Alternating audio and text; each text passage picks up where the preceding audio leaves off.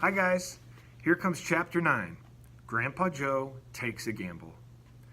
The next day when Charlie came home from school and went in to see his grandparents, he found that only Grandpa Joe was awake. The other three were all snoring loudly. Shh, whispered Grandpa Joe, and he beckoned Charlie to come closer. Charlie tiptoed over and stood beside the bed. The old man gave Charlie a sly grin, and then he started rummaging under his pillow with one hand. And when the hand came out again, there was an ancient leather purse clutched in the fingers. Under cover of the bedclothes, the old man opened the purse and tipped it upside down. Out fell a single silver 10-cent piece. "It's my secret hoard," he whispered. "The others don't know I've got it. And now, you and I are going to have one more fling at finding that last ticket. How about it, eh?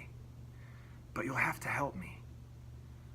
"Are you sure you want to spend your money on that, Grandpa?" Charlie whispered.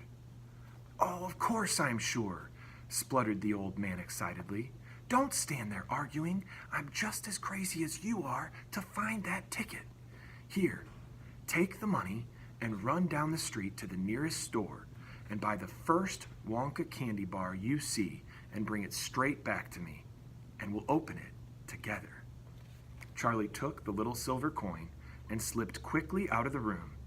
In 5 minutes, he was back. "Have you got it?" whispered Grandpa Joe, his eyes shining with excitement. Charlie nodded and held out the bar of candy. "Wonka's Nutty Crunch Surprise," it said on the wrapper. "Good," the old man whispered, sitting up in bed and rubbing his hands. "Now, come over here and sit close to me, and we'll open it together. Are you ready?" "Yes," Charlie said. "I'm ready." "All right. You tear off the first bit." "No," Charlie said. "You paid for it. You do it all." The old man's fingers were trembling most terribly as they fumbled with the candy bar. "We don't have a hope, really," he whispered, giggling a bit. "You do know we don't have a hope, don't you?" "Yes," Charlie said. "I know that." They looked at each other and both started giggling nervously. "Mind you," said Grandpa, "there is just that tiny chance that it might be the one. Don't you agree?" "Yes," Charlie said. "Of course." "Why don't you open it, Grandpa?" "All in good time, my boy. All in good time. Which end do you think I ought to open first?" "That corner. The one furthest from you. Just tear it off a tiny bit, but not enough for us to see anything." "Like that?" said the old man. "Yes. Now a little bit more." "You finish it," said Grandpa Joe. "I'm too nervous."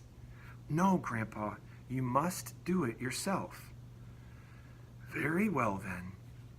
Here goes." He tore off the wrapper. They both stared at what lay underneath. It was a bar of candy. Nothing more. All at once, they both saw the funny side of the whole thing, and they burst into pearls of laughter. "What the heck's going on?" cried Grandma Josephine, waking up suddenly. "Nothing," said Grandpa Joe. "You go on back to sleep." That's the end of chapter 9. Sorry, Charlie.